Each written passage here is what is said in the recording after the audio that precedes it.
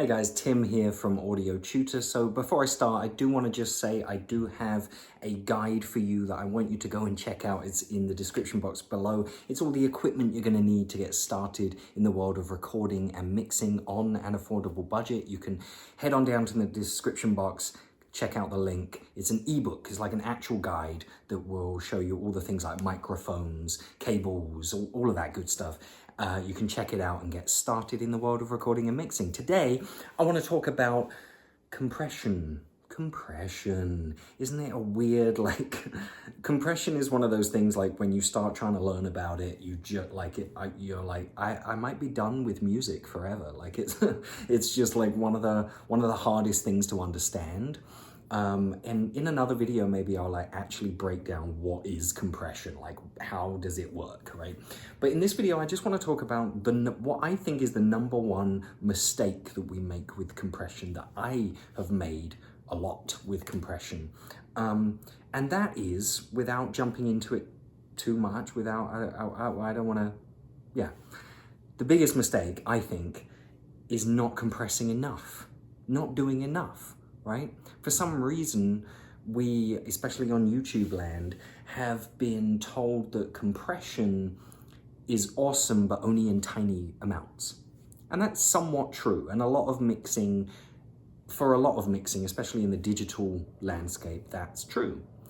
But when it comes to compression, especially if we're using like a saturation plugin or like an emulation plugin, you want to go for it.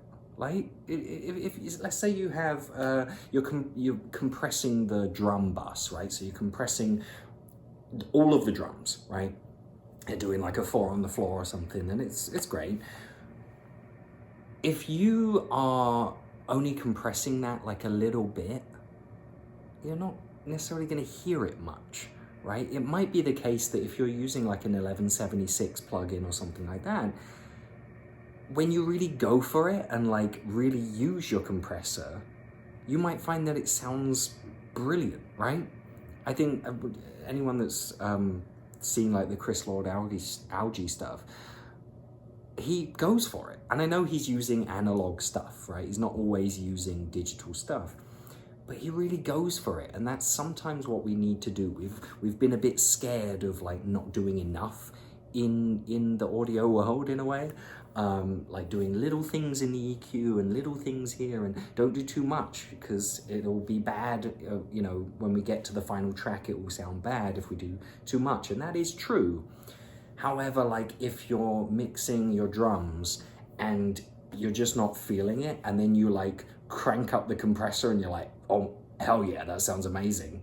Well, go for it. Like, the point is to make something sound amazing. So if you think it sounds awesome, like, maybe you should follow that rabbit hole and see where that leads you, right? Yes, it could lead you to like something that just sounds massively overcompressed, sure. But it could also lead you to like this drum set that just sounds like so aggressive and awesome and full of that saturation if you're using that 1176 plugin or something like that, right? You might find like, yeah, that sounds amazing. Same sort of thing with saturation plugins, because that's kind of compression. Let's say you're using like a tape saturation plugin, where we're always talking about those saturation plugins and like only use a little bit at a time, little tiny bit of the sauce, right? And then you crank it up one day and you're like, but that sounds amazing, right? If it sounds amazing, do it, go for it. I've had sessions with singers. One I'm thinking of is an R&B session. And we're playing around with like different vocals and the arrangement, and I hit a button by accident, and the reverb, right? I know we're talking about compression, but the reverb went like sky high, and I was like, ooh, it sounds awful. The singer went, what's that? And I was like, oh, I just pressed the wrong button. He was like, we're gonna have that somewhere in the track. So we ended up, that was like how we faded out the track, was like this huge reverb. So like, I think we need to remember to be artistic and creative when it comes to music and mixing music, right? Don't be too mechanical and mathematical about it, because you might lose the point, right?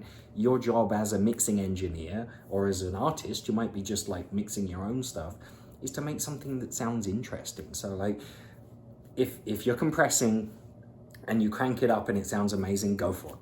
That's pretty much the summary of what I'm saying. But yeah, so I hope that helps. Try it out. See what it's like on the project you're currently working on.